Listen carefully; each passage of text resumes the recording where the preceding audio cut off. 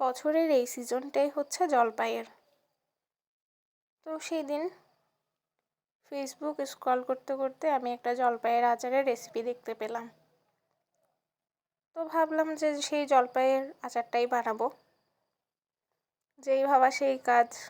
আমি বাজার থেকে 1 কেজির মতন জলপাই কিনে এনে সেটাকে আমি হলুদ দিয়ে হালকা গরম জলের মধ্যে সিদ্ধ করে নিয়েছিলাম ভালো করে।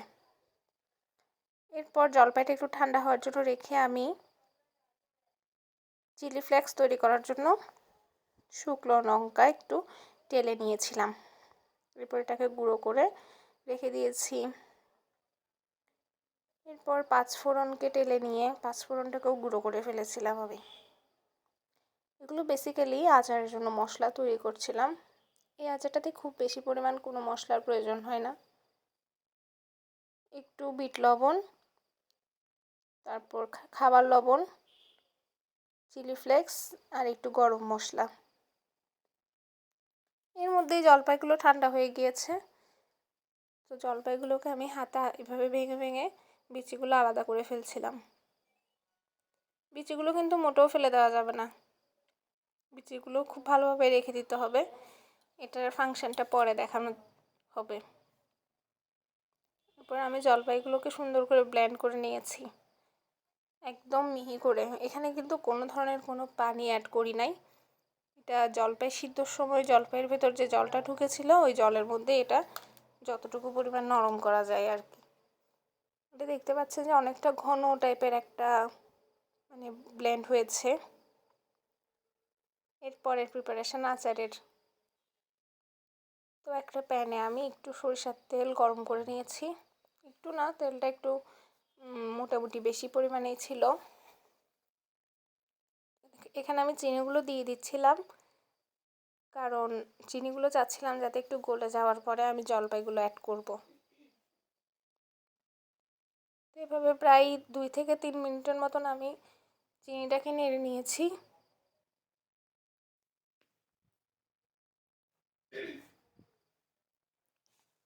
চিনিটা যখন মোটামুটি নরম হয়ে আসছিল, গলে যাচ্ছিল, তখন আমি জলপাইগুলো চিনির মধ্যে দিয়ে দিচ্ছিলাম।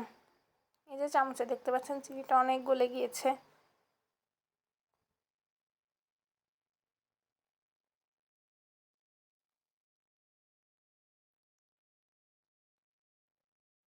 জলপাইগুলো দেওয়ার পরে তেলটা একটু এরকম ফেনা ফেনা টাইপের হয়ে গিয়েছিল।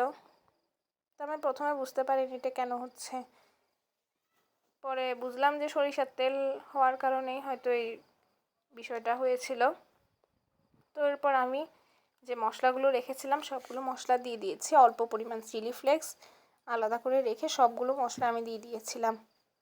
মশলার মধ্যে ওই যে বলেছি বিট লবণ, গরম মশলা, তারপর খাবার লবণ, 5 ফোড়ন গুঁড়া, এগুলাই। পরে আমি একটু আদা কুচি আর রসুন কুচি অ্যাড করেছিলাম। এভাবে একদম লো ফ্লেমে এটা প্রায় ঘন্টাখানেকের মতন নেড়ে নেড়ে রান্না করতে হবে। কালারটা যখন সবুজ থেকে ঠিক এরকম টাইপের একটা কালার আসবে তখনই বুঝতে হবে যে আচারটা প্রায় হয়ে গিয়েছে। এরপর আচারটা ঠান্ডা করে বড় একটা প্লেটে আমরা যেভাবে আমসত্ত্বকে রোদে দিই ঠিক ওইভাবেই একটা প্লেটের মধ্যে একটু তেল দিয়ে আচারটাকে আমি পুরোটা ঢেলে নিচ্ছিলাম। এটা আমি একদিন সন্ধ্যার সময় বানিয়েছিলাম আচারটা। তো এভাবেই রেখে দিয়েছিলাম পুরো রাত একটা কাপড় উপরে দিয়ে। পরের দিন সকালবেলা এটাকে আমি রোদে দিয়েছিলাম।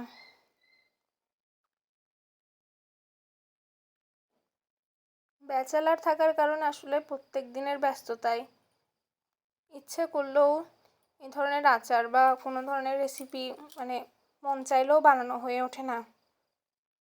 সেদিন একটু মেঘলা ছিল আকাশ, তারপরেও রোদ ছিল মোটামুটি। তাতে আমি সারাদিনের জন্য রোদ দিয়েছি। তো রোদ থেকে আনার পরে আমি ওই যে বিচিটাকে আলাদা করে রেখেছিলাম ওই বিচিটার সাথে এই জলপাইগুলোকে মুড়িয়ে মুড়িয়ে দিব। এর মধ্যে আলাদা করে রাখাও যে চিলি ফ্লেক্সটা, ওইটা উপরে একটু করে ছড়িয়ে দিয়েছিলাম।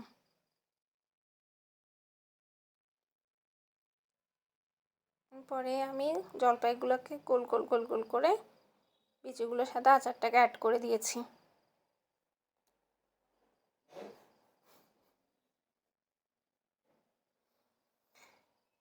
এই তো হয়ে গেল আমার আচার।